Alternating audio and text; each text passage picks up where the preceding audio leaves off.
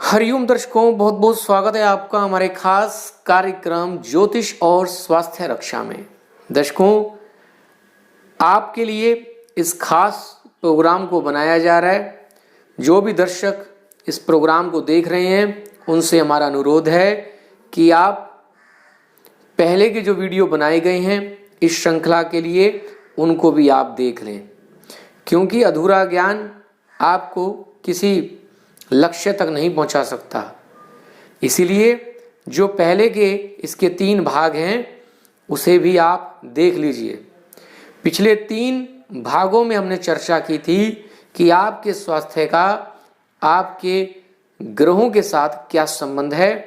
सबसे पहली बात हमने बताई थी लग्न की।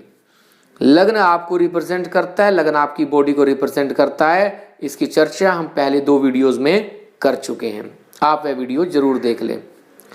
लग्न पर शुभ प्रभाव, लग्न पर अशुभ प्रभाव कैसे आपके स्वास्थ्य को प्रभावित करता है। लग्नेश का शुभ स्थिति में होना, लग्नेश का बली होना, कमजोर होना आपके स्वास्थ्य को प्रभावित करता है। कल के एपिसोड में हमने आपको कुछ टिप्स भी दिए थे कि कैसे आप अपने लग्नेश को मजबूत कर सकते हैं। दर्शकों, यदि किसी व्यक्ति ने, किसी जातक ने अपने लग्न को मजबूत कर लिया, उसने अपने जीवन की काफ़ी समस्याओं का निवारण खुद ब खुद कर लिया।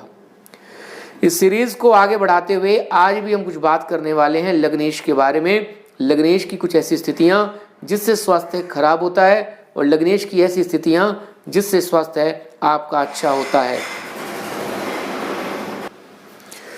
जैसा कि आप सभी जानते हैं, लग्नेश की शुभ स्थिति लग्न को मजबूत करती है, यानी कि आपकी बॉडी को अच्छा करती है, आपके स्वास्थ्य को इम्प्रूव करती है। लग्नेश लग्न के स्वामी को कहा जाता है। लग्नेश यदि अस्त हो जाता है, अब अस्त कैसे होता है कोई ग्रह? दर्शकों, सूर्यदेव के अत्यधिक समीप होने पर हर ग्रह अस्त हो जाता है। काफ़ी बार बुध को यह दोष नहीं लगता है, क्योंकि काफ़ी जो आचार्य हैं वह यह मानते हैं कि बुध को अस्त होने का दोष नहीं लगता है। शेष सभी ग्रह एक निश्चित दूरी पर आते ही सूर्यदेव से अस्त हो जाते हैं। सूर्यदेव का प्रकाश इतना होता है कि उनका प्रकाश ही आप यूं कह सकते हैं कि ना के बराबर हो जाता है।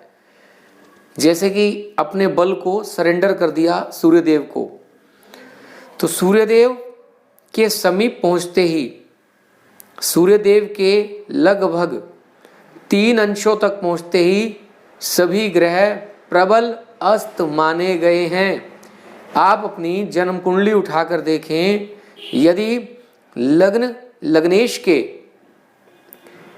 अंशों में और सूर्यदेव के अंशों में जो अंशात्मक अंतर है वह 3 डिग्री का है, 3 अंशों का है, 3 से कम है, तो ये समझ लीजिए आपका लग्नेश अस्त हो गया।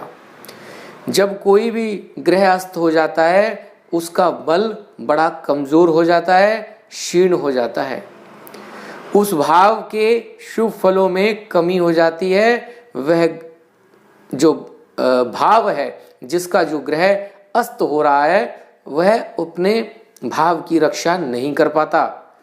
यहाँ हम बात कर रहे हैं लग्न की, लग्न के मालिक लग्नेश की। लग्नेश के अस्त होते ही यानी कि आपका जो स्वास्थ्य है वह क्षीण हो जाएगा। जैसे ही कोई रोग आएगा आपकी बॉडी में तुरंत प्रवेश कर जाएगा और आपका स्वास्थ्य गड़बड़ा जाएगा। तो लग्नेश की अस्त जो स्थिति है यह शुभ नहीं मानी गई है। तो आप अपनी जन्म कुंडली में देख लें, लग्नेश के अस्त होते ही आप ये समझ लीजिए आपको स्वास्थ्य का पूर्ण लाभ नहीं मिलना है। आप स्वास्थ्य के लिए परेशान रहेंगे। दर्शकों, अभी फिलहाल आपको सरल भाषा में समझाने का प्रयास किया जा रहा है। अभी किसी प्रकार की टेक्निकल लैंग्वेज का प्रयोग यहाँ पर नहीं किया जा रहा है। मेरा प्रयास है कि आपको सीधे शब्दों में जो ज्योतिष का ज्ञान नहीं रखते हैं उन्हें सरल भाषा में ही समझाने का प्रयास किया जाए। यदि आपके कोई प्रश्न हैं इस वीडियो से संबंधित तो आप कमेंट कर सकते हैं, आपके प्रश्नों का उत्तर देने का प्रयास किया जाएगा। चलिए दर्शकों, हम बात कर रहे थे लग्नेश के अस्त होने की।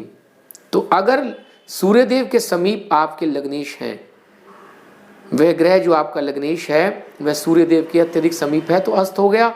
अस्त होते ही स्वास्थ्य खराब हो गया। अब जैसा कि मैंने कल चर्चा की थी, आप अपने स्वास्थ्य को कैसे ठीक करें। अब पता लग गया कि लग्नेश अस्त हैं, तो आपने लग्न को बलि करना है। लग्न को बलि करने के लिए लग्नेश को बलि करना है। लग्नेश को बलि करने के लिए आप रत्न धारण कर सकते हैं अपने ग्रह का, लग्नेश का, धातु धारण कर सकते हैं, रंगों का प्रयोग कर सकते हैं। कल के वीडियो में मैंने आपको बताया था हर लग्न के लिए लग्नेश कौन से बनते हैं। अब हम आगे बढ़ते हैं, पुनः उसका चर्चा नहीं करेंगे, आप पिछला वीडियो देख सकते हैं। यदि आपके लग्नेश बनते हैं सूर्यदेव, तो आप माणिक्य धारण कर सकते हैं। यदि आपके लग्नेश बनते हैं चंद्रदेव, तो आप मोती धारण कर सकते हैं। यदि आपके लग्नेश बनते हैं मंगल देव, तो आप मूंगा धारण कर सकते हैं। यदि आपके लग्नेश बनते हैं बुध देव, तो आप पन्ना धारण कर सकते हैं। यदि आपके लग्नेश बनते हैं बृहस्पति देव, तो आप पीला पुखराज धारण कर सकते हैं। दर्शकों, पुखराज में काफ़ी क्वालिटीज़ आती हैं, आप कोशिश करें पीला पुखराज ही। पुखराज वैसे पीला ही होता है, लेकिन आजकल कुछ दूसरी क्वालिटीज़ भी आ गई हैं। लोग जिसमें कुछ नीलापन होता है उसको भी पुखराज करके बेच देते हैं कि इसमें नील शनिदेव के भी गुण हैं। ऐसा नहीं है। आपने यदि कोई रत्न धारण करना है तो वह सोच समझ कर धारण करना है। इसके लिए भी मैं एक वीडियो और बना दूंगा ताकि आप समझ सकें। पीला पुखराज बृहस्पति देव के लिए। यदि आपके लग्नेश शुक्र देव बनते हैं, तो आप हीरा, जरकन या फिर अमेरिकन डायमंड आता है, और ओपल, इनमें से कोई रत्न धारण कर सकते हैं। यदि शनिदेव बनते हैं आपके लग्नेश, तो आप नीलम या फिर नीली धारण कर सकते हैं। दर्शकों, शनिदेव के संबंध में शनिदेव का जो रत्न नीलम है, ये बड़ा ही, मैं आपको कोई भयभीत करने की प्रयास नहीं कर रहा हूँ, खतरनाक रत्न है। जन्म कुंडली का पूर्ण अवलोकन करने के बाद ही शनिदेव की स्थिति आपकी कुंडली में यदि सही नहीं है, सही भावों में शनिदेव नहीं बैठे हैं, तो फिर नीलम धारण नहीं करना है।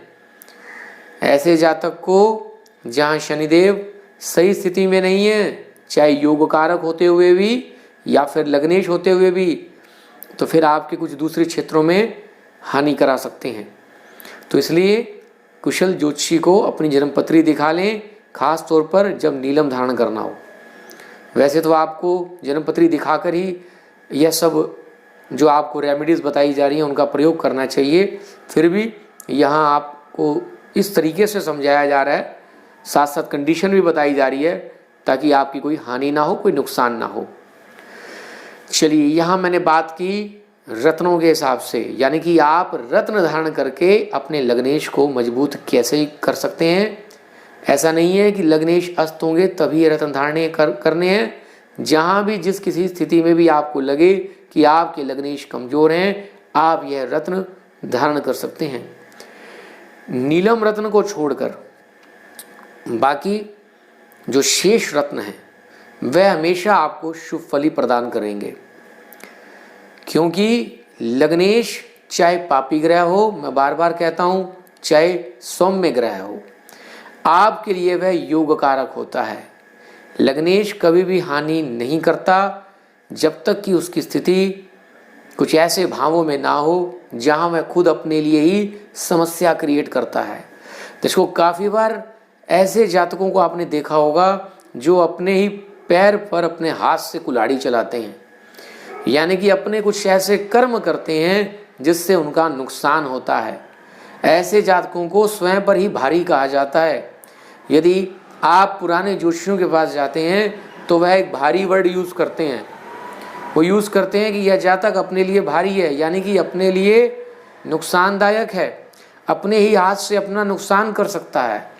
तो आपने यह सब स्थिति को देख लेना है। चलिए दर्शकों, समय इजाज़त दे रहा है कि अब विराम किया जाए। आज के लिए इतना ही। कल फिर इसी श्रृंखला को बढ़ाया जाएगा। आपके अगर इस सीरीज़ के प्रति कोई सजेशंस हैं तो वह भी दे सकते हैं। फिर मिलेंगे। आशा करते हैं आप स्वस्थ रहें। हरि ओम, हरि ओम, हरि ओम।